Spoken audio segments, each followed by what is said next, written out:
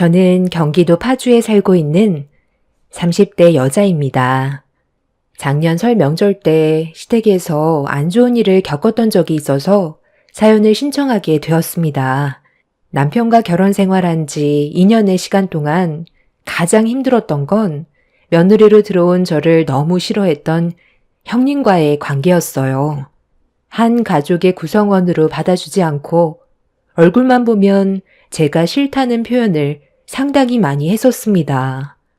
날이 가면 갈수록 점점 심해지는 형님의 행동에 지쳐갈 때쯤 설 명절 때 일이 안 좋은 상황이 터졌고 저를 왜 싫어하는지도 알 수 있었습니다. 사람마다 살아온 환경이 다른 건 어쩔 수 없는 건데 그런 제 삶 자체가 너무 싫었다며 안 좋은 감정을 표출했어요. 형님이 저를 하도 싫어하다 보니 저 또한 그런 형님과 거리를 두게 되었고 나중엔 서로 말도 섞지 않았어요. 안 좋은 사이가 되면서부터 그 피해는 전부 시댁 식구들이 떠안게 되었습니다.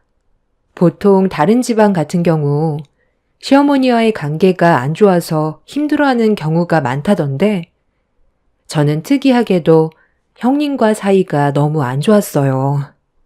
저를 싫어했던 이유를 나중에서야 알게 됐는데 다른 평범한 사람들과 달리 고아라는 이유 하나 때문에 마음에 들어하지 않았었습니다. 저도 그런 삶을 살고 싶었던 것도 아닌데 형님은 항상 안 좋은 시선과 그동안 살아오면서 부족한 환경에 살던 제가 깨끗하지 않다고 생각해오고 있었어요. 겉으로 보이는 모습들은 전부 거짓이라고 의심하면서 시댁 식구들과 한자리에 모였을 때면 매번 저에 대한 안 좋은 말들만 늘어놓았습니다. 그럴 때마다 시모는 한 가족의 구성원이 되었고 서로 믿고 의지하면서 잘 지냈으면 좋겠다고 당부를 했지만 형님은 전혀 달라지지 않았어요. 그러다 보니 가족들 모두 점점 지쳐가게 되었고 형님의 모난 성격과 행동들이 되려 자신에게 독이 되어 돌아가고 있었습니다. 시모도 처음엔 좋게 풀어가려 하셨지만 해결이 되지 않다 보니 많이 힘드셨는지 형님이 저에게 하는 사소한 행동에도 예민하게 반응을 하셨어요. 그리고 이런 안 좋은 감정선이 결국 설 명절 때 터져버리게 되었습니다. 가족 모두가 한자리에 모여 식사할 때까지만 해도 분위기가 나쁘지는 않았어요. 늘 처음 시작은 조용한 분위기로 시작됐지만 시간이 지날수록 형님의 사소한 행동 하나하나가 조금씩 가족들을 불편하게 만들었습니다. 조용하게 식사가 끝이 나고 모두가 거실에 모여 시모가 미리 준비해 두셨던 과일을 함께 먹고 있는데 형님이 세배를 해야 되지 않겠냐며 조카를 떠밀었어요. 시모는 과일 먹다 말고 갑자기 무슨 세배냐며 불편해 하셨어요. 아니 왜요? 모여있을 때 해야죠. 그럼 언제 해요? 저희 저녁에 올라가 봐야 하는데 아버님은 이미 술도 많이 드셨고 피곤해 하시는 것 같은데 방으로 들어가시기 전에 해야죠. 어머님은 제가 뭐만 하려고 하면 꼭 한마디씩 하시더라. 그렇게 마음에 안 드세요? 우리 집안 장손자가 세배하겠다는데 좋아해 주셔야 되는 거 아니에요? 너는 내가 말하는 뜻을 못 알아먹는 거니? 일단 정리가 좀 되고 나서 준비가 됐을 때 세배를 해도 늦지 않다는 건데 작은 며느리가 너희 시아버지랑 대화하고 있는 걸 봤으면서 갑자기 끼어들어 중간에서 차단을 하니까 얘기하는 거다. 작은 애가 임신 초기인 거 너도 모르는 거 아니잖아. 대화 도중에 갑자기 끼어드는 거 예의가 아닌 거 알면서 그런 식으로 행동하면 당연히 좋은 말이 나갈 순 없지. 눈치가 없는 거야. 아니면 작은 며느리한테 관심이 가는 게 꼴보기 싫은 거니? 너는 꼭 작은 애한테 관심이 쏠리면 중간에서 차단을 하더라. 깜빡이 켜고 들어오면 누가 뭐라고 하니? 제발 눈치껏 좀 행동하자. 네. 제가 눈치 없이 행동해서 죄송합니다. 어머님 손자가 아까부터 세배하고 싶다고 했었는데 동서가 임신했다고 어머님 장손자는 안중에도 없는 것 같아 서운해서 끼어들었어요. 세배 받는 게 어려운 것도 아니고 잠깐이면 되는 건데 제가 이렇게까지 욕을 먹게 될 줄은 전혀 몰랐네요. 눈치 없는 저는 먼저 일어날게요. 그래. 그럼 일단 우리 장손자 세배부터 받도록 하자. 아까부터 기다렸다니까 서둘러 받아야지. 오늘 좋은 날인데 당신도 대충 넘어가자고. 시부는 분위기가 안 좋아지는 걸 느끼시곤 서둘러 세배를 받으셨어요. 그리고 지갑에서 10만 원을 세뱃돈으로 주셨는데 형님이 조카에게 준 세뱃돈의 금액이 마음에 안 들었는지 표정이 안 좋아지더니 또다시 불만을 털어놓았고 시부는 기분이라며 다시 지갑을 열었는데 그 순간 형님이 시부 옆으로 가까이 다가가더니 지갑 안에 있던 5만 원짜리 지폐를 보면서 장손자 컴퓨터 한 대 사야 한다면서 넉넉하게 좀 달라며 갑자기 시부의 지갑에 손을 가져가더니 지갑 안에 있던 5만 원짜리를 전부 다 꺼내 들었어요. 가족들 모두 형님의 돌발 행동에 당황했고 시모는 버릇없이 행동한 형님에게 한 소리 하려 하자 시부가 시모의 팔을 잡으며 고개를 절레절레 흔들었어요. 컴퓨터 장만한다는데 충분히 해줄 수 있는 거라고 더는 얼굴 붉히지 말라고 상황을 급하게 마무리 지으려 했습니다. 시모는 좋게 넘어갈 정도로 가벼운 상황은 아닌 것 같다며 시부모님이 보는 앞에서 돈을 세고 있는 형님에게 한마디 하셨습니다. 너 지금 뭐 하는 짓이야? 예의 없이 어린애 지갑에 함부로 손을 대? 내가 좀 전에 너한테 뭐라고 그랬니?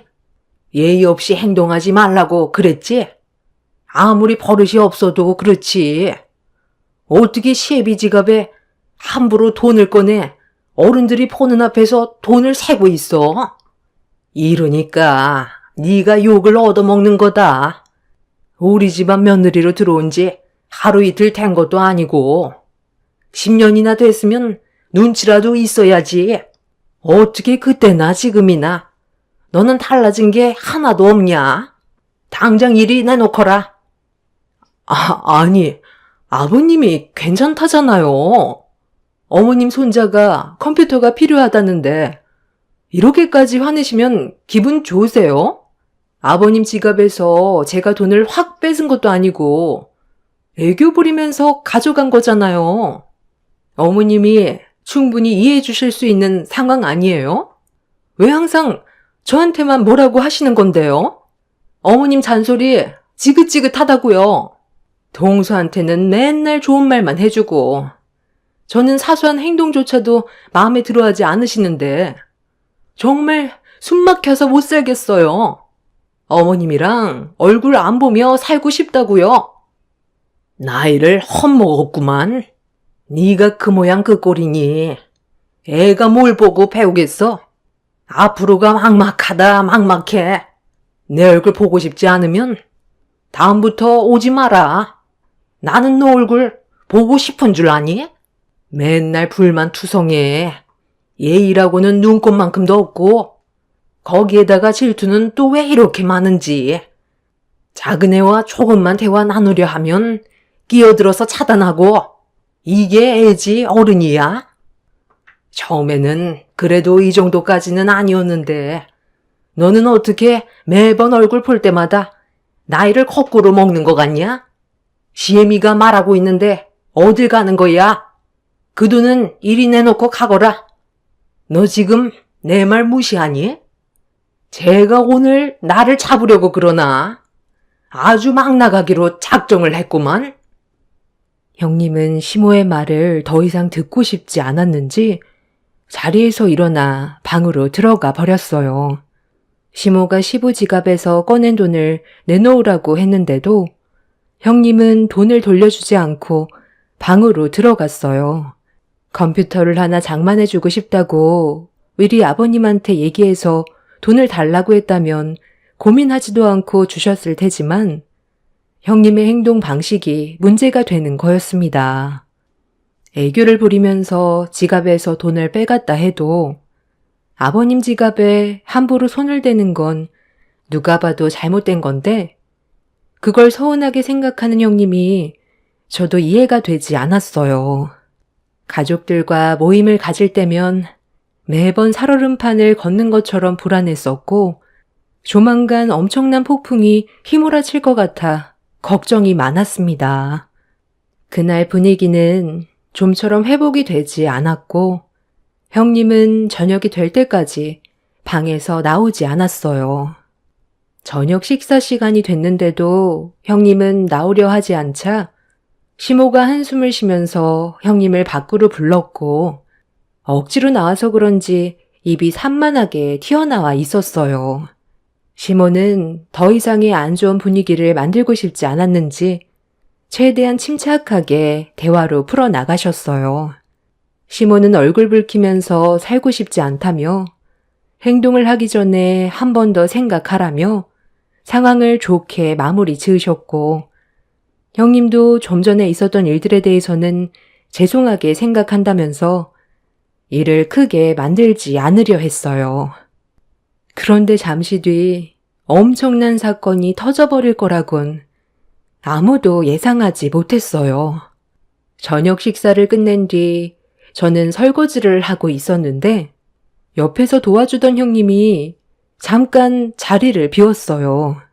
그런데 몇 분 뒤 다시 주방으로 돌아온 형님은 설거지하고 있던 제 어깨를 잡아 강하게 돌려 세운 뒤 흥분한 얼굴로 한마디 했습니다. 너지? 솔직하게 얘기하는 게 좋을 거야. 너, 좀 전에 화장실 간다고 자리를 비웠을 때 가족들 모두 식사하고 있었잖아. 그 잠깐 사이 어디 갔다 온 거야? 형님, 갑자기 왜 그래요? 무슨 말을 하는 건지 전혀 모르겠어요. 화장실 갔다가 바로 자리에 앉았잖아요. 제가 어디를 다녀와요?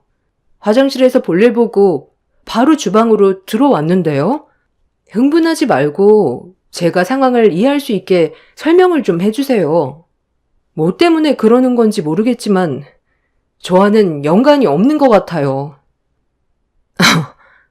연관이 없다고?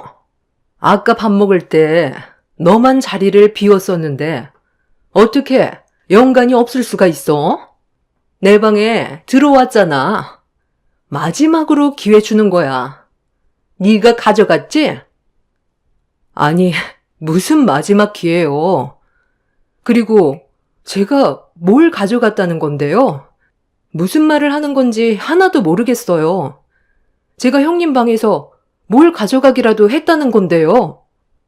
그래, 네가 가져갔잖아. 아버님이 우리 아들한테 세뱃돈으로 주신 80만 원, 그게 없어졌다고. 밥 먹기 전까지 돈이 있는 걸 분명히 확인했는데 지금 다시 확인하니까 80만 원이 사라져 버렸다고. 그 돈 우리 아들 컴퓨터 사주려고 힘들게 받은 거 두 눈으로 봤으면서 어떻게 그걸 가져갈 수가 있어? 제가 왜 그 돈을 가져가겠어요? 저는 형님 방에 들어간 적도 없어요. 잘 찾아봤어요? 아까 화장실 갔다가 바로 주방으로 들어왔지 다른 곳으로 간 적은 없다고요. 그걸 내가 어떻게 믿어? 너라면 충분히 그러고도 남지. 너는 고아잖아. 남들과 다른 환경에서 살아왔고 삶이 힘들었으니까 눈앞에 보이는 돈에 갑자기 욕심이 났겠지. 고아원 출신들 대부분이 손버릇이 안 좋다던데 너도 마찬가지 아니야? 그런 곳에서 제대로 된 교육을 받았겠어? 나 지금 많이 참고 있거든? 오늘 어머님 때문에 기분 상당히 안 좋은데 더 이상 감정 터뜨리고 싶지 않으니까 좋은 말 할 때 당장 80만 원 가지고 와. 마지막으로 경고하는 거야.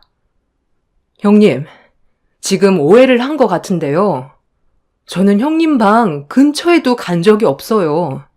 제가 한두 살 먹은 나이도 아니고 고작 80만 원 때문에 제 손을 더럽히겠어요? 그리고 방금 뭐라고 했어요? 고아원 출신이면 손버릇이 안 좋다고요? 제가 고아라서 저부터 의심을 하는 것 같은데 일반 가정에서 자란 애들보다 훨씬 더 엄격하게 교육을 받으면서 살았어요. 사회로 나오면 그런 안 좋은 시선들 때문에 조금이라도 책 잡힐까봐 철저하게 교육을 받고 나온다고요. 옳고 그른 게 무엇인지 모르는 나이도 아니고 가족들끼리 있는 지금 이 공간에서 제가 왜 도둑질을 하겠어요? 괜히 죄 없는 사람 도둑으로 몰고 가지 마세요. 이것 봐라. 도둑질만 배운 게 아니라 거짓말까지 배웠나 보네. 우리 가족 중에 도둑질할 사람이 너 말고 누가 있겠어? 고아라고 했었을 때부터 느낌이 안 좋더구만. 그동안 그 손버릇 어떻게 참고 살아왔대? 우리가 모르는 동안 집안의 물건들을 하나둘 훔쳐갔던 거 아니야? 너 가방 좀 내놔봐. 뭐가 들었는지 확인 좀 해봐야 되겠어. 아니, 저 정말 아니라니까요. 다시 한번 찾아보세요.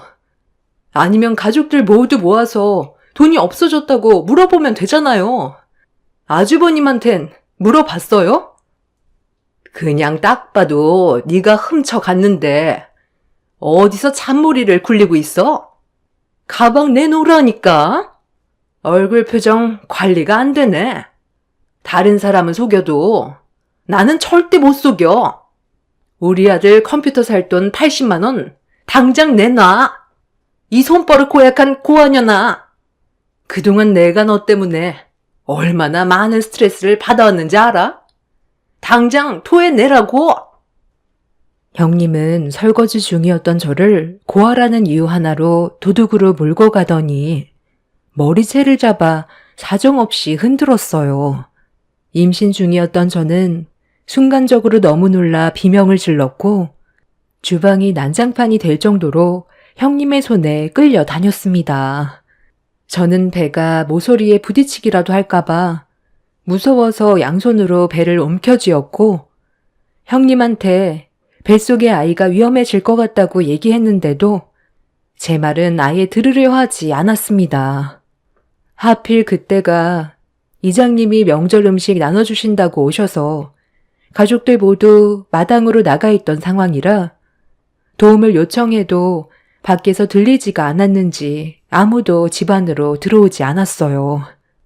그렇게 형님에게 머리채를 잡힌 뒤 사정없이 주방을 휩쓸고 다니던 저는 아이한테 문제가 생길까봐 형님한테 그만하라며 세차게 밀쳤는데 키가 크고 힘이 장사였던 형님은 제가 한마디 할 때마다 그 입 좀 다물라면서 그날 있었던 스트레스를 전부 다 저에게 풀어버리는 것 같았습니다.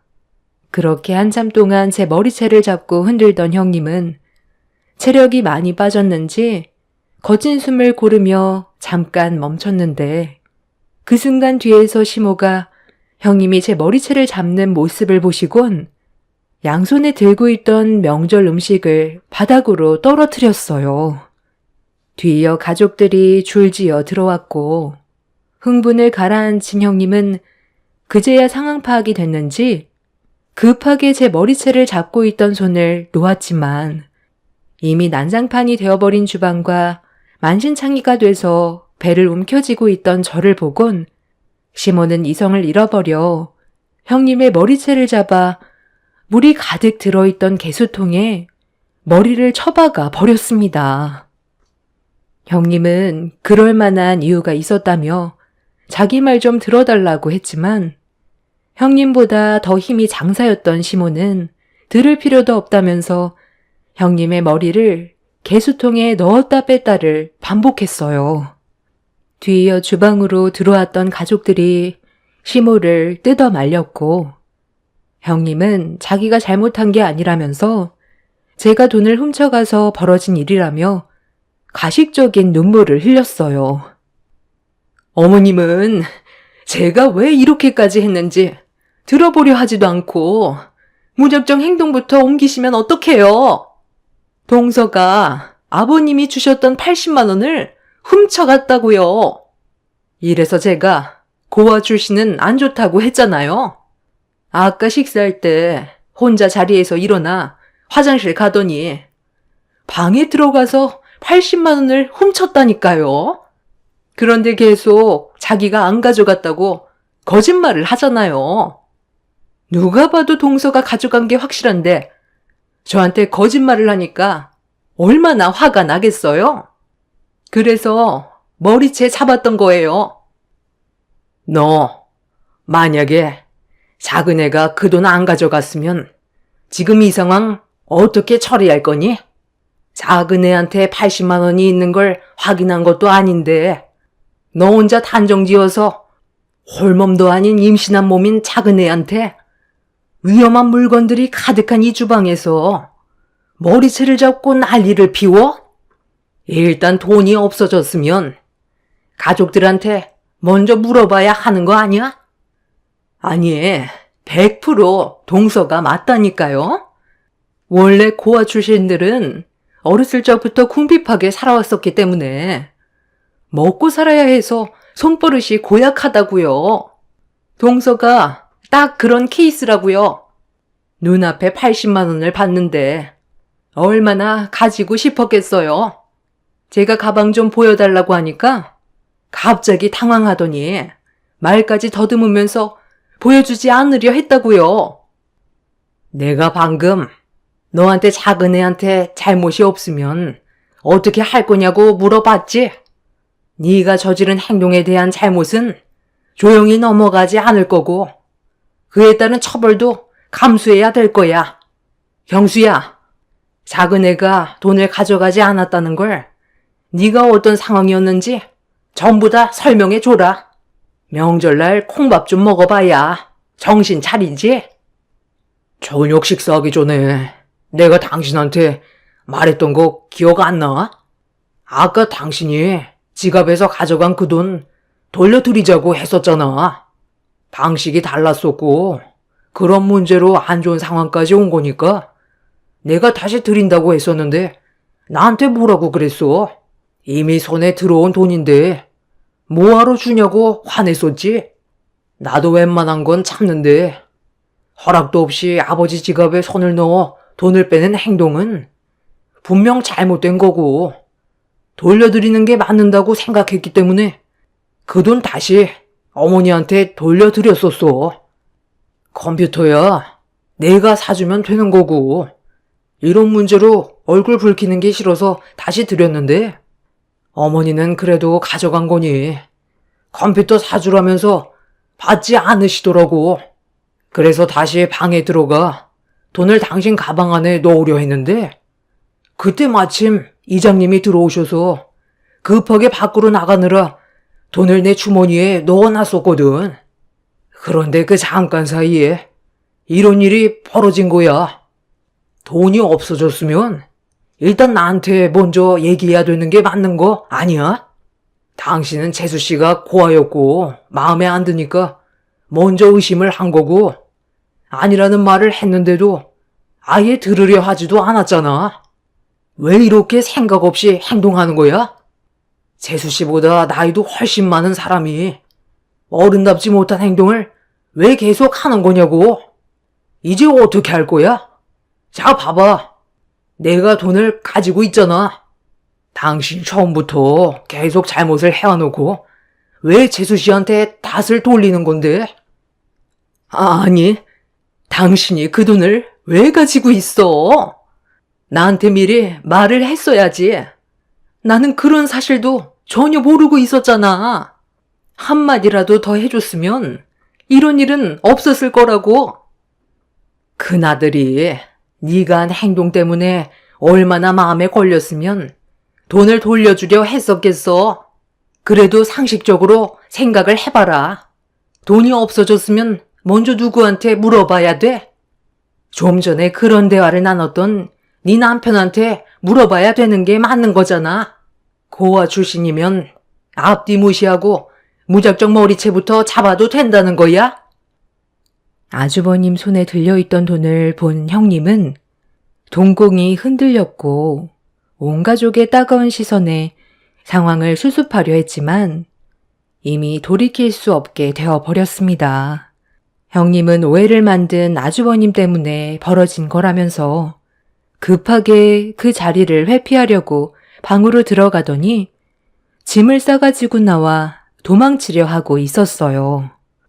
시몬은 그런 형님을 붙잡더니 어딜 가냐고 캐리어를 뺏었고 형님은 집으로 돌아갈 거라면서 시모 손에 쥐어진 캐리어를 다시 뺏으려는데 그 순간 캐리어가 열리면서 또 다른 충격 반전이 눈앞에 펼쳐졌습니다.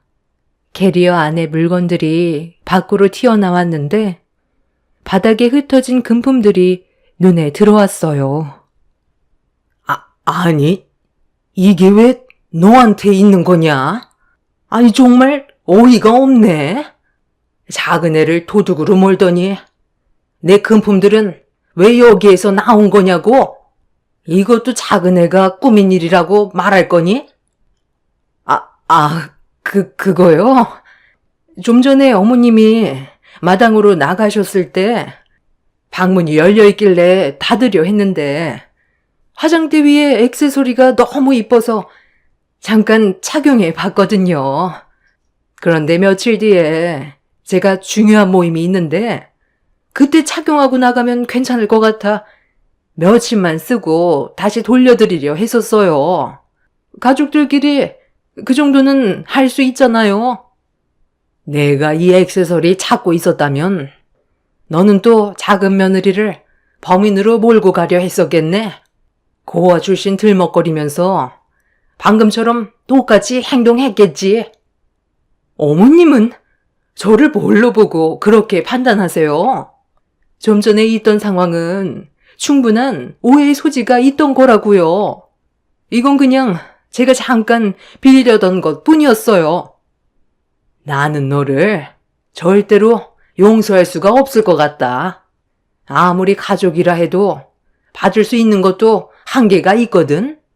너야말로 내 방에 함부로 들어와서 이 많은 금품들을 말 한마디 없이 몰래 훔쳐다가 캐리어 가방에 넣어놓고 그대로 도망가려 했으면서 잘못도 없는 작은 며느리한테 모든 걸 뒤집어 씌우려 해? 너는 내가 직접 신고해서 콩밥 좀 먹여야 되겠다. 우리 집안에서 너는 영구 제명이니? 내 아들과도 이만 끝내거라. 너 하나로 집안 전체가 쑥대밭이 되는 거 더는 못 보겠다. 어머님, 잠깐만요. 별것도 아닌 문제로 정말 경찰에 신고하려고요? 가족들끼리 이 정도는 정말 사소한 일이라고요. 살면서 누구나 한 번쯤은 겪을 수 있는 에피소드인데 왜 상황을 악화시키려 하세요? 제 잘못 인정할 테니까 그만 확 가라앉히세요. 앞으로 제가 잘하면 되잖아요. 좋게 풀면 안 될까요? 시몬은 더 이상 형님의 말을 들으려 하지 않았어요. 그리고 그 자리에서 경찰에 신고를 했고 가족들 모두 형님을 바라보기만 할 뿐 아무도 말리지 않았어요. 아주버님 또한 형님의 캐리어 가방에서 시모의 금품이 쏟아져 나온 걸 두 눈으로 확인하는 순간 많은 실망을 했는지 방으로 들어가 버렸습니다. 제 옆에 있던 남편도 형님이 더 이상 한 가족의 구성원이 되는 걸 원하지 않는다면서 잘못한 거에 대해서는 처벌을 받아야 마땅하다며 임산부였던 저를 함부로 대한 부분에 대해서는 법적 처벌이 있을 거라고 형님의 멱살을 잡으며 화를 냈어요. 그제야 심각성을 인지한 형님은 저에게 급하게 달려와 손이 발이 되도록 용서를 구했지만 저는 그런 형님의 용서를 받아주지 않았습니다. 시몬은 저한테 가까이 붙지 말라면서 형님의 뒷덜미를 잡아 끌어 패대기를 쳤어요. 콩밥 먹기는 싫었는지 다시는 이런 일이 없을 거라면서 시모의 발목을 잡으며 눈물로 애원을 했지만 이미 마음의 문이 닫혀 있었습니다. 결국 잠시 뒤 경찰이 들어와 형님이 저지른 행동들에 대한 조사가 진행이 되었고 저희 가족은 형님을 상대로 법적 소송을 제기했어요. 신체적인 가해와 금품을 훔친 거에 대한 처벌을 원했지만 며느리와 시어머니는 친족 상도례 때문에 처벌하기는 힘들다며 저에게 신체적인 가해를 한 부분에 대해서만 법적인 처벌을 진행할 수가 있었습니다. 형님은 임산부인 걸 알면서도 신체적 가해를 멈추지 않았던 행동들에 대한 죄질이 나쁘다는 결정을 내린 판사는 형님에게 징역 6개월을 선고했는데 자신의 잘못을 인정하지 않고 되레 항소를 하면서 징역은 너무하다고 법정에서 난리를 쳤어요. 판사는 조금의 뉘우침도 없는 형님의 태도를 괘씸하게 보고 징역을 8개월로 형을 늘렸습니다. 그리고 이 일로 인해 아주버님과 형님은 이혼까지 고려 중이고 현재 아주버님이 조카를 데리고 유학 준비를 하고 있는 것 같아요. 형님은 항상 저에게 고아 출신이라고 무시하면서 괄시를 했었지만 제가 노력하면 좋은 관계로 발전할 수 있을 줄 알았는데 결국 결말은 안 좋게 끝이 나게 될 것 같네요. 하지만 한편으론 잘된 결정인 것 같아요. 조카를 생각했을 땐 마음이 아프지만 모난 성격을 가지고 있던 그 사람이 빠지게 되면 모두들 평온을 되찾을 것 같습니다. 이혼은 아주버님의 뜻에 달렸지만 결과가 어찌됐든 다시는 그 얼굴 마주할 일 없을 겁니다. 개선의 여지가 없는 인간은 확실하게 차단하는 게 맞는 것 같거든요. 한 사람이 얼마나 많은 영향을 줄 수 있는지 이번 일을 통해 알게 되었어요. 2번 다시 우연이라도 만날 일이 없었으면 합니다. 서로 충분히 잘 지낼 수 있었는데 그렇게 되지 않았다는 게 안타깝지만 그 인간 본성이 그런 건데 어쩌겠어요. 앞으로 조카를 생각해서라도 본이 되도록 남은 인생은 제대로 살았으면 좋겠습니다. 제 사연을 들어주신 여러분들께서도 가족들과 헐뜯기보단 서로 이해하고 배려하면서 좋은 관계를 유지하시길 바랄게요. 오늘 하루도 마무리 잘 하시길 바랍니다. 감사합니다. 안녕하세요. 저는 양평에 살고 있는 30대 여자입니다. 제가 사연을 신청하게 된 이유는 그동안 끊어내지 못했던 지긋지긋한 시댁과의 관계를 정리하게 돼서 글을 쓰게 되었습니다. 남편은 어렸을 적부터 독립심이 강해서 성인이 되자마자 따로 나와 살았었다는 말을 들었었어요. 그리고 시댁 식구들과도 사이가 별로 좋지 않아 거의 연락을 안 하면서 지냈다가 저와 결혼을 하기 위해 5년 만에 처음으로 얼굴을 뵈러 가는 거라고 했었는데 인사를 드리러 갔을 때 남편이 왜 가족들과 관계를 끊어내고 살았었는지 처음 얼굴 보는 자리였는데도 어느 정도는 알겠더라고요. 남편의 얼굴을 보자마자 불만들을 쏟아내는데 옆에 있던 제가 당황스러울 정도였고 남편이 그동안 많이 힘들었을 것 같아 마음이 안 좋았었습니다.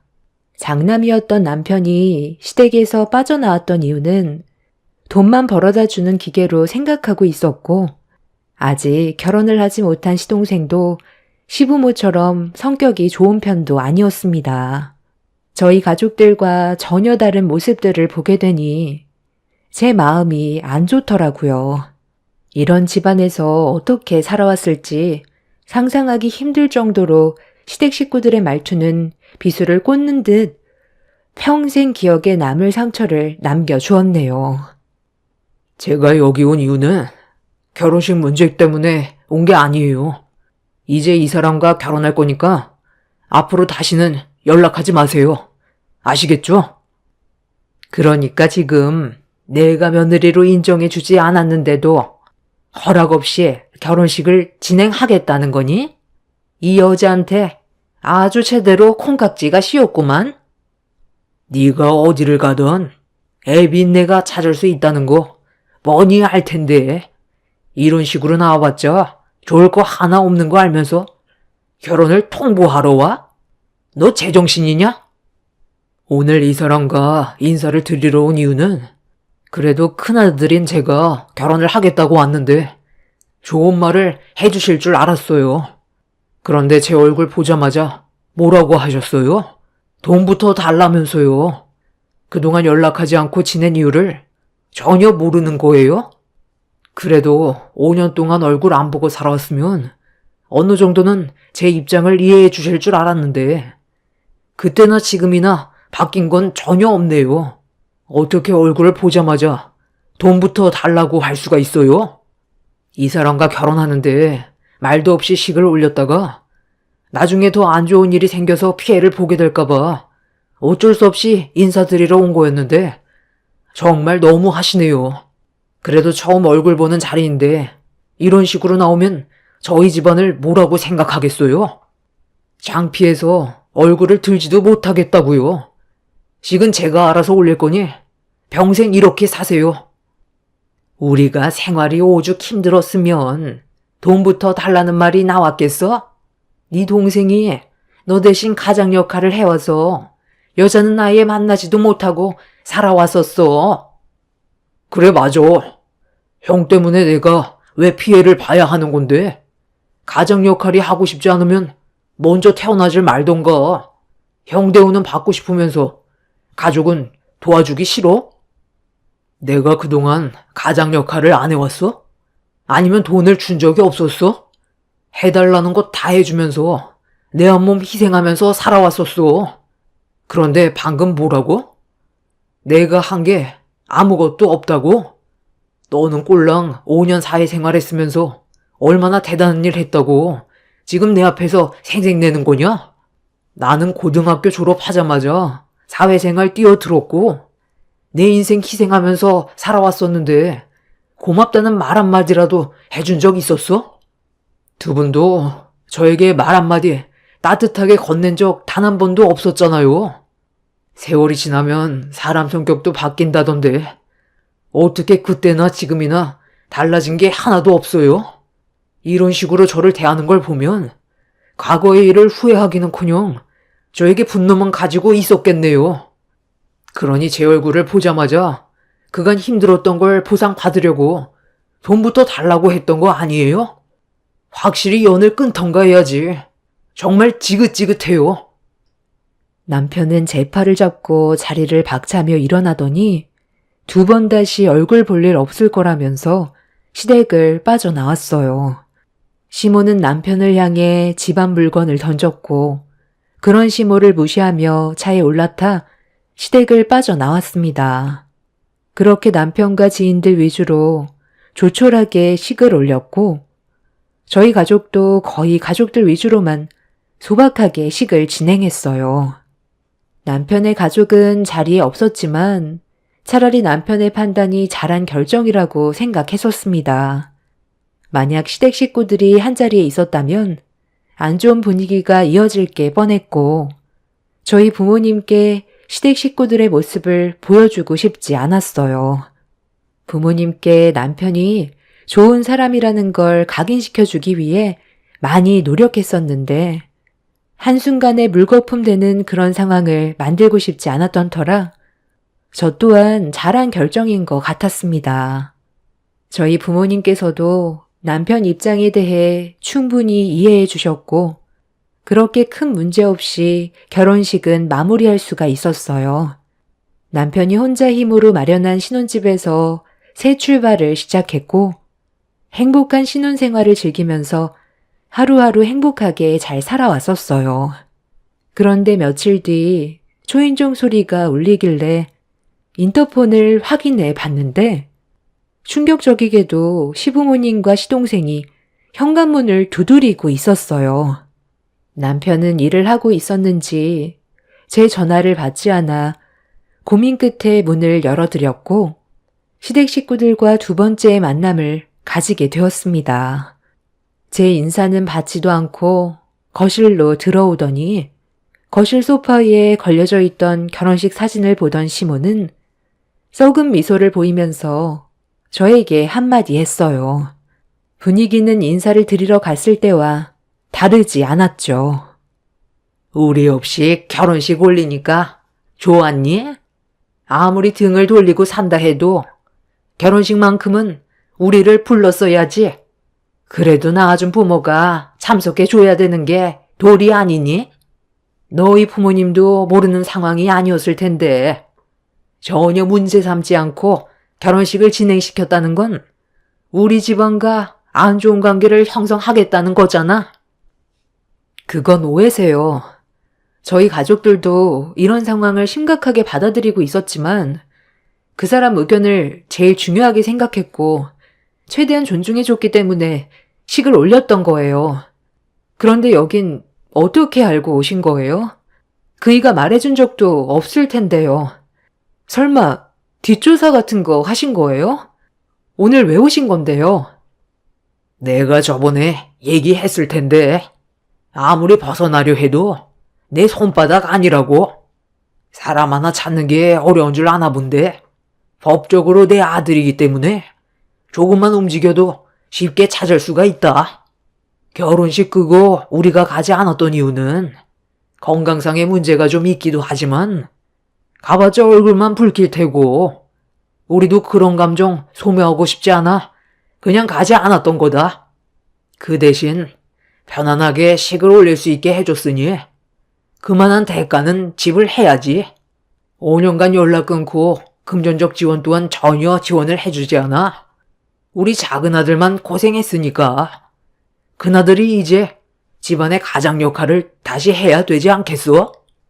사업으로 꽤 많은 돈을 벌었다던데 양평에 주택을 짓고 살 줄은 몰랐다. 우리가 사는 집은 너무 좁기도 하고 아파트라 많이 답답한데 이곳으로 옮기면 딱 좋을 것 같기도 하고. 너 생각은 어떠니? 네? 갑자기 여기로 옮기신다고요? 그건 말도 안 되죠. 저는 지금 연락도 없이 찾아오신 것도 많이 당황스러운데요. 일단 그이한테 전화부터 해봐야 할 것 같아요. 사업도 성공했으면 이제라도 효도해야죠. 그게 부모에 대한 도리 아닌가? 가족들 팽개치고 혼자 잘 먹고 잘 살면 다예요? 내일 당장 짐 싸서 들어올 테니까 그렇게 하세요. 그래, 그렇게 하는 게 좋겠다. 큰아들이 돈 좀 벌었다고 자기를 낳아준 부모와 등을 진다는 건 잘못된 거지. 그리고 이런 건 네가 며느리로 들어왔으면 지혜롭게 해결을 봐야지. 너도 등지고 사는 걸 바라는 거니? 이래서 여자는 부모가 봐야 한다 했는데 자기 고집대로 시까지 올려서 돌이킬 수도 없는 결과를 가져왔으니 나중에 분명 후회하게 되는 날이 올 것 같다. 딱 봐도 눈치도 없어 보이고 외적인 부분도 마음에 드는 구석이 하나도 없는데 둘이 길어야 2년 정도 살면 헤어질 것 같네. 너희들이 나를 무시하고 멋대로 산다면 아마 둘이 함께 살 수 있는 시간은 더 짧아지겠지. 분위기 파악하면서 행동해라. 시댁 식구들 모두 남편을 향한 불만들이 상당했어요. 시부가 저희 집을 알아낸 건 사업을 하고 있던 남편의 사업장에서부터 뒤따라와 집의 위치를 미리 파악해 둔 거였어요. 시부모의 목적은 오로지 돈이었고 그게 안 되면 저희 신혼집으로 무작정 이사 올 계획을 세우고 있었습니다. 혼자선 감당할 수 없을 것 같아 남편한테 도움을 요청했고 이런 상황을 뒤늦게 알게 된 남편은 허겁지겁 집으로 돌아왔어요.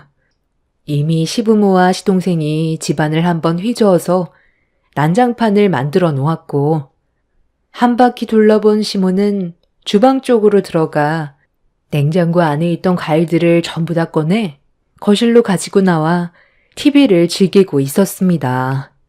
이런 광경을 보게 된 남편은 목이 터져라 소리치면서 시댁 식구들을 밖으로 내쫓으려 했어요. 하지만 저희 집에 오려고 했던 목적을 달성하지 못해서 그런지 꼼짝도 하지 않더군요. 남편은 원하는 게 뭐냐고 물어보게 되었고, 시모 입에서는 앞으로 꾸준하게 생활비를 통장에 넣어주면 좋겠다고 통장을 건네줬어요. 여기에다가 한 달에 한 번씩 최소 500 정도는 생활비를 넣어줬으면 좋겠다. 지금 하는 사업이 앞으로 발전 가능성도 높고 매출 상승도 엄청나다면서 월 500은 줘야 먹고 살만하지.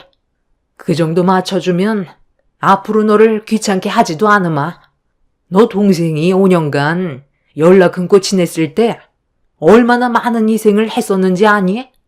남들 다 아는 결혼도 못하고 부모 먹여 살리겠다며 생산직에서 교대 근무하는 모습을 봤을 때 엄마인 내 마음이 찢어질 정도로 아팠었어. 우리 집안의 장남인 네가 해야 될 일을 적은 놈이 하고 있으니 얼마나 힘들었겠어.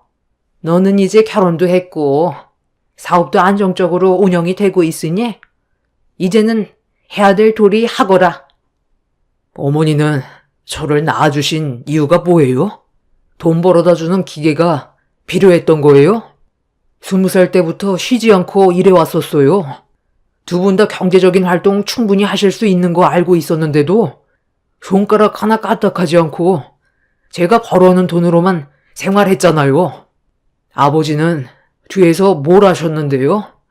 손가락 하나 까딱하지 않고 중풍 핑계 대면서 여기저기 아프다고 일할 생각도 전혀 없었잖아요. 맨날 제 앞에서 동생만 이뻐해주고 밖에서 고생하고 들어온 저에게는 따뜻한 말 한마디보다 잠잘 시간에 밖에 나가서 돈이나 더 벌어오라고 오히려 쉬는 꼴을 못 봤잖아요. 그래도 가족이라는 울타리가 나중에 저에게 도움이 될 것 같아 정말 힘들게 참고 살아왔었는데 결과적으로 저에게 돌아오는 건 아무것도 없더라고요. 어느 날 몸살이 한번 크게 난 적이 있었는데 그때 제가 방에서 나오지도 못한 채 힘들어하고 있는데 그럴 때일수록 움직여야 한다면서 저에게 돈 벌어오라고 오히려 등을 떠밀었잖아요. 그때 확실히 알 수 있었어요. 저를 아들로 생각해주는 게 아닌 돈 벌어오는 기계로 생각하고 있다는 걸 온몸으로 느꼈고 2번 다시는 마주하고 싶지 않았어요. 이제 제 인생에서 제발 빠져달라고요. 너만 바라보고 의지하고 있는데 그럼 다들 굶어 죽으라는 거야? 내 한쪽 다리도 성치 않고 네 애비도 정상이 아닌데 네가 장남이면 몸이 부셔져도 가족을 위해선 희생해야 되는 건 당연한 거지. 몸살 정도야. 시간 지나면 괜찮아지는데 아플 때마다 쉬면 벌어오는 돈이 적어지니까 생활에 지장이 생기게 되잖아. 나는 가족을 위해 등 떠밀었던 거고 지금도 그때의 행동이 잘못됐다고 생각해 본 적 없다. 그래서 지금 생활비로 월 500만 원씩 안 맞춰 주겠다는 거야? 네가 없는 동안 얼마나 궁핍하게 살아왔는지 알아? 당장 토해내거라. 저기 어머님, 저도 이 사람한테 들은 게 있어서 어느 정도는 알고 있는데요. 왜 이 사람한테만 금전적인 요구를 하는 거예요? 장남이면 꼭 그렇게 해야 된다는 법이 있는 것도 아닌데 이 세상에 태어나게 해줬다는 이유 하나로 부려먹으려는 건 잘못된 생각이죠. 도련님은 뭐하고요? 사지 멀쩡하면 이래야 되는 건 당연한 거예요. 그리고 2분 다 생각보다 상당히 건강해 보이시는데요. 돈이 급하시면 본인들이 직접 일을 해서 벌었으면 되잖아요. 이 사람도 이제 혼자가 아니에요. 저희 결혼했고 앞으로 모든 일을 함께 헤쳐나가야 하거든요. 이 사람 앞에서 억지 부리는 거 저도 더 이상 조용히 넘어갈 수 없겠네요. 이제 그만하고 나가주세요. 아무 말 하지 않고 남편과 시댁 식구들의 대화를 듣고 있던 저도 더 이상은 못 들어줄 것 같아 시모의 말에 반박하기 시작했어요. 남편은 그동안 충분히 노력해왔다는 걸 저도 알기 때문에 더 이상 해줄 필요는 없을 것 같아 남편의 편에 서서 문제가 되는 행동들에 대해 지적을 했어요. 제가 갑자기 끼어들게 되자 시부모는 당황했는지 표정이 안 좋았고 흥분한 시모는 화를 가라앉히지 못했지만 할 말은 해야 될 것 같아 절대로 고개를 숙이지 않았어요. 시모는 그런 저를 보면서 온몸을 부들부들 떨었고 분위기가 심각해지고 있자 남편은 그 자리에서 경찰서에 전화를 걸어 싸움이 날 것 같다며 도움을 요청했습니다. 시부모와 시동생은 계획한 대로 흘러가지 않자 얼굴을 붉히면서 나중에 다시 얘기하자며 집으로 돌아갔어요. 시댁 식구들이 한번 왔다 간 것뿐인데 온몸에 기가 빠져나갔는지 힘이 없었고 저는 어른한테 대들었던 적이 처음이라 몸이 떨려오고 있었죠. 그날 이후 시부모와 시동생은 매일같이 저희 집에 찾아와 시위를 하듯 돈을 달라고 요구를 했어요. 남편은 투명인간 취급하라면서 무시를 했는데 그럴수록 점점 상황은 악화되어 갔고 시모는 분노가 치밀었는지 남편과 함께 일을 마치고 집으로 들어가려던 그때 시모가 갑자기 뒤에서 제 머리채를 잡으며 한바탕 난리를 쳤어요. 저 때문에 남편이 지갑을 열지 않는 거라면서 제가 사라져야 될 것 같다며 원하는 걸 얻지 못하면 물리적으로 행동하겠다고 머리채를 잡아 사정없이 흔들었어요. 저도 한 성격했던 사람이라 그동안 많이 참고 있었는데 시모의 행동은 도가 지나친 것 같아 그 자리에서 시모를 엎어치기로 넘어뜨렸어요. 대학 시절 학업 스트레스 때문에 활동적인 운동을 찾다가 유도를 배운 적이 있었는데 잠깐 취미로 하려 했던 게 대학 시절 내내 하게 되었죠. 이런 사실을 전혀 알지 못했던 시모는 엎어치기를 당한 뒤 엉덩이가 그대로 바닥에 내리꽂히게 되자 상당히 고통스러웠는지 집 앞 마당에 뒹굴면서 비명을 질렀어요.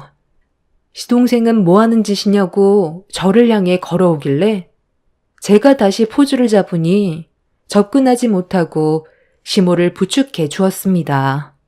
시모는 절대 그냥 넘어가지 못한다며 법대로 처벌하겠다고 하자 남편이 마당에 설치되어 있는 CCTV를 손으로 가리켰어요.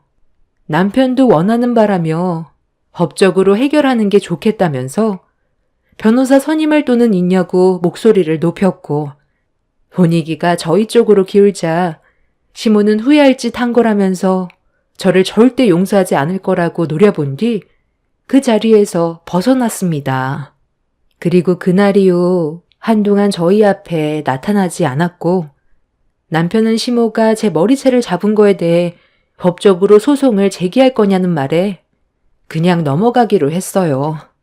저도 시모를 패대기 쳤기 때문에 당한 만큼 돌려줬다 생각했었고 더는 저희 앞에 나타나지 않아 상황이 해결된 듯 보였습니다. 그런데 사람 일이라는 게 한 치 앞도 모른다고 저에게 말도 안 되는 충격적인 사건이 터지게 되었습니다. 이번 장마 때 엄청나게 많은 비가 내려 많은 분들이 피해를 봤었잖아요. 저희가 살던 동네에서도 물난리 때문에 피해를 많이 봤었는데요. 다리가 잠길 정도로 비가 많이 내렸었고 산사태로 인해 여러 집들이 안 좋은 상황을 겪고 있었는데 남편한테 전화가 왔어요. 걱정되는 마음에 별일 없냐고 물어보니 집에 거의 다 왔는데 차가 갑자기 물에 잠겨 시동이 꺼져서 차를 버리고 걸어가는 중이라며 현재의 상황이 얼마나 심각한지 알려줬었어요.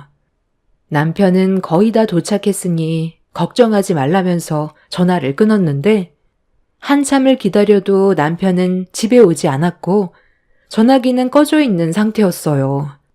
불안한 마음에 집 밖으로 나가서 기다렸지만 이미 다리가 잠겨 있어 남편이 도착해도 올 수 있는 상황도 아니었습니다. 어떻게 된 상황인지 전혀 파악이 되지 않다 보니 불안한 마음은 점점 커졌고 남편은 다음날 날이 밝았는데도 나타나지 않았습니다. 그날 뉴스에서는 상당수의 실종자들이 생겨났고 연락 한 통 없이 나타나지 않고 있는 남편도 그들 중 한 명이 됐을지도 모른다는 생각에 떨리는 손으로 경찰에 도움을 요청했어요.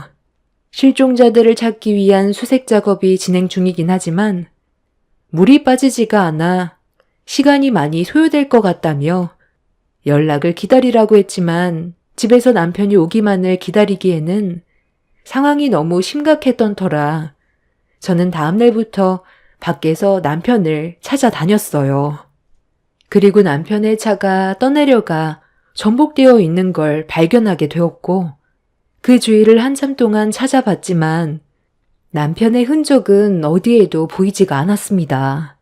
남편도 뉴스에 나오는 실종자들처럼 신고를 할 수밖에 없었지만 살아있을 거라는 희망을 놓지 않았어요.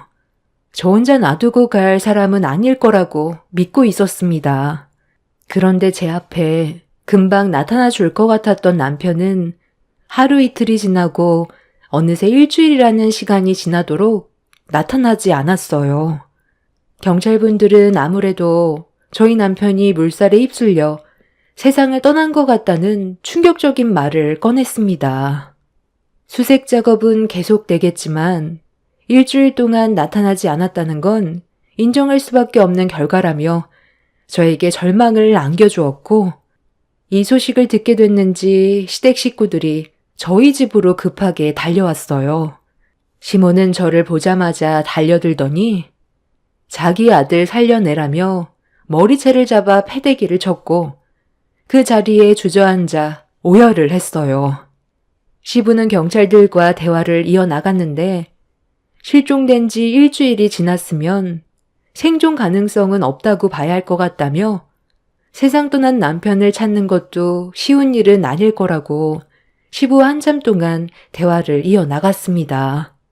저는 어디에서 도움을 요청하고 있을 거니 더 기다려봐야 한다고 했지만 시모는 제 말에 더 화를 냈어요. 니년이 내 아들을 2번 죽이는 거냐? 경찰분들도 생존했을 가능성이 적다잖아. 일주일이나 지났다. 살아있었다면 너한테 제일 먼저 연락을 했겠지. 하루 이틀도 아니고 일주일이야. 너만 아니었으면 이런 일도 없었다고. 쓸데없이 더 시간 끌지 말고 사망신고 처리해라. 경찰도 인정하는 부분이잖아. 그렇게는 할 수 없어요. 그 사람을 제 눈으로 확인하기 전까지는 서류 작성하지 않을 거예요. 어머님이야말로 여긴 왜 찾아온 거예요? 그동안 잘해준 적 한 번도 없으면서 왜 오열하는 건데요? 돈 벌어올 사람이 없으니까 그게 많이 아쉬웠나 봐요. 그 사람은 온갖 상처만 받고 세상을 떠난 거라고요.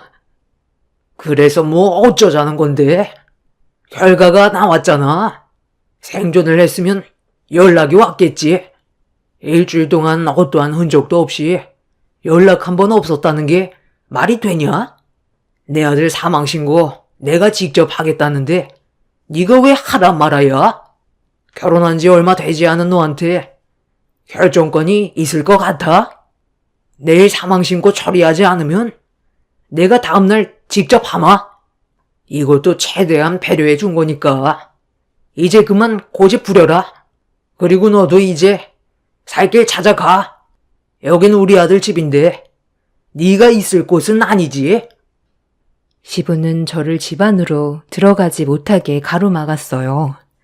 시동생과 시모도 이 모든 상황이 저 때문에 벌어진 일이라며 분노하고 있었고 자기 아들이 세상 떠난 게 전부 제 탓이라면서 집 안으로 들어가지 못하게 막았습니다. 서로가 가진 아픔이 달랐기 때문에 시댁 식구들의 마음도 이해하려 했지만 전에 있던 상황들이 다시 제 머릿속에 떠올라 경찰들이 보는 앞에서 난리를 쳤고 시댁 식구들과 몸싸움이 벌어지자 경찰들이 중간에서 이런 문제를 중재해줬어요.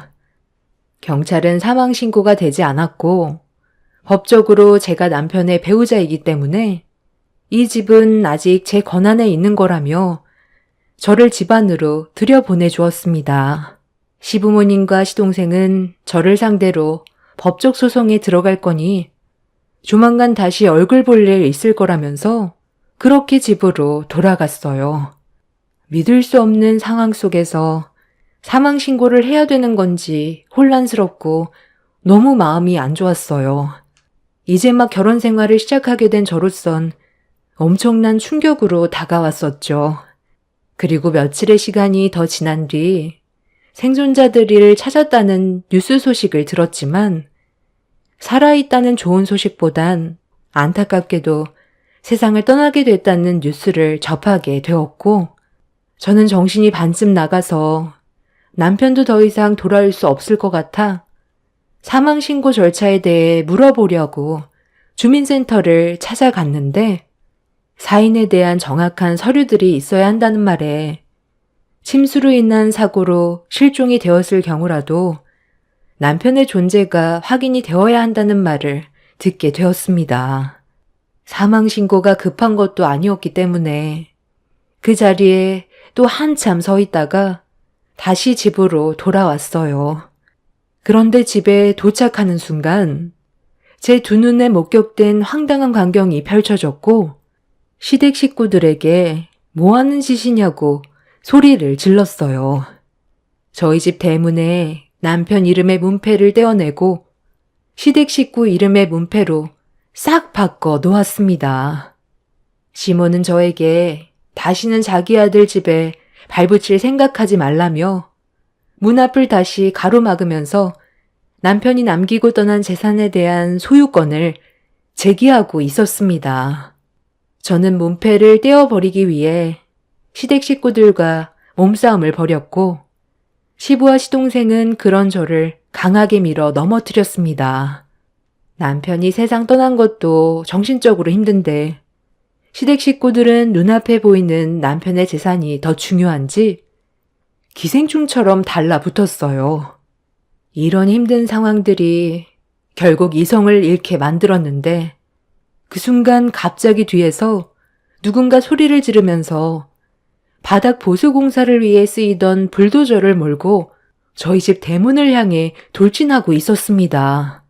그 불도저는 시댁 식구들 코앞에까지 밀고 들어왔고 순식간에 벌어진 상황에 경악을 하고 있는데 불도저에서 내린 사람을 보자마자 저는 너무 놀라 눈앞에 펼쳐진 광경을 믿을 수 없어 몇 번이고 눈을 비비며 재차 확인을 했어요. 죽었던 남편이 나타난 거였습니다.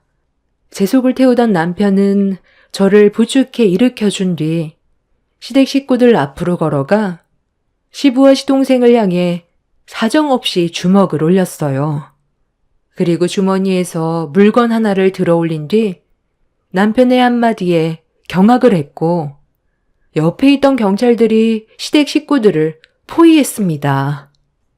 아무리 사람들이 돈 욕심이 나도 그렇지 어떻게 나한테 그런 짓을 할 수가 있어? 일부러 때를 기다리고 있었지? 자가시동이 꺼져서 나오자마자 기다렸다는 듯 나를 차로 밀어버렸잖아. 그 충격으로 나는 다리 쪽으로 빠져서 물살에 휩쓸려 떠내려 갔었다고. 그때 내가 차 안에 있던 사람들의 얼굴을 아주 똑똑히 기억하고 있어. 아예 작정하고 나를 세상 떠나게 만들려고 밀어버린 거겠지. 내가 왜 지금까지 모습을 안 보여준 줄 알아? 내가 가지고 있는 증거물이 많이 없어서 제대로 된 법적 처벌을 못할까봐 최대한 증거물을 확보하기 위해 지금까지 모습을 나타나지 않고 뒤를 캐고 다녔어. 당신한테까지 숨긴 건 미안하지만 만에 하나 내 존재가 발각이라도 될까봐 어쩔 수 없었어. 정말 미안해. 그런데 마지막에 결정적인 증거 하나를 손에 넣을 수 있었거든. 당신이 집을 비운 사이 나는 집 안에 들어가 영상물을 녹화했고 셋이서 나눈 대화 모습까지 전부 다 찍어놨었거든. 그리고 추가적으로 배차장으로 버려졌던 차량까지 확보해서 그 안에 있던 블랙박스까지 손에 넣었어. 침수로 인해 훼손이 돼서 복구하는데 시간이 걸렸지만 나한테 범행을 저질렀다는 충분한 증거물이 될 수 있는 영상을 복구할 수 있었다고. 내가 돈을 주지 않는다고 이런 범행을 저질렀다는 게 부모로서 할 짓이야? 당신들은 인간도 아니야.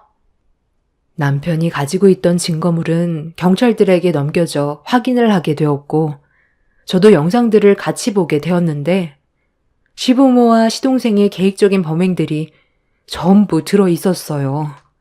영상 안에 있던 세 가족 모두 급하게 준비한 범행이었고, 남편이 계속 모습을 나타내고 있지 않자 집안에서 대화를 주고받았었죠.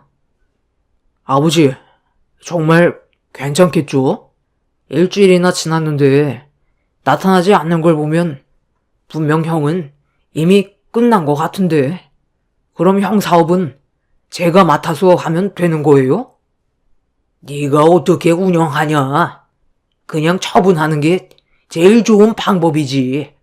아직 끝나지 않았어. 며느리를 어떻게 처리할지 고민 중이야. 내 아들과 결혼을 했기 때문에 재산이 며느리한테 넘어갈 거고, 우리가 법적 소송을 제기하겠지만 많이 불리한 상황이니 또 다른 사고를 하나 만들어야 된다. 그렇게 하기 위해서는 며느리 속을 긁어 놓아야 되겠지. 일단 문패 하나 준비하자. 그래서 우리 집인 것 마냥 행동하면 흥분해서 난리치겠지. 그럴 때 몸싸움을 벌이다가 나중에 사고사로 위장해서 범행을 저지르면 될 것 같다. 의도적인 범행 동기보다 사고사가 법적 처벌은 덜 받게 된다고 들었거든. 그렇게 계획하도록 하자. 정말 괜찮겠지? 나 꿈에서 아들이 살아서 돌아오는데 무서워 죽겠어. 그때 당신이 운전해서 순간적으로 다리 밑으로 떨어뜨렸을 때 솔직히 나 마음이 안 좋았어. 당신은 당신 친아들이 아니라지만 나는 내 속으로 낳은 내 자식이라 마음이 어땠겠어? 엄마도 동조한 범행이었잖아요. 왜 이제 와서 그러는 건데? 이미 불은 엎질러졌고 되돌릴 수 없어요. 경찰들이 하는 말 들었죠? 일주일이면 생존 가능성이 없다잖아요. 잠깐 보게 된 영상 속에 담긴 내용은 충격적이었고, 이런 범행을 저질렀다는 거에 분노를 가라앉히지 못한 저는 시댁 식구들을 향해 줄따기를 올려쳤어요. 남편은 알고 보니 시부의 친자식이 아니었어요. 남편이 2살 때 시모가 재가를 하면서 남편도 시부를 친부로 생각하고 살아온 눈치였는데, 일로 모든 게 밝혀져서 얼마나 정신적인 충격과 배신감이 컸겠어요. 그렇게 겨우 살아 돌아온 남편은 쓰레기 같은 그 인간들을 상대로 현재 법적 소송 중에 있습니다. 하루빨리 이 문제가 해결됐으면 좋겠어요. 그 인간들을 절대로 용서하고 싶지가 않습니다. 사건이 해결되면 저희는 다른 나라로 이민 갈까 생각 중입니다. 이곳에선 안 좋은 기억이 너무 많은 것 같아서요. 돈 때문에 사람 목숨까지 해할 수 있다는 건 뉴스에서나 봤었는데, 제 현실에서 제가 겪게 될지 꿈에도 몰랐습니다. 제 사연 들어주신 분들 감사합니다.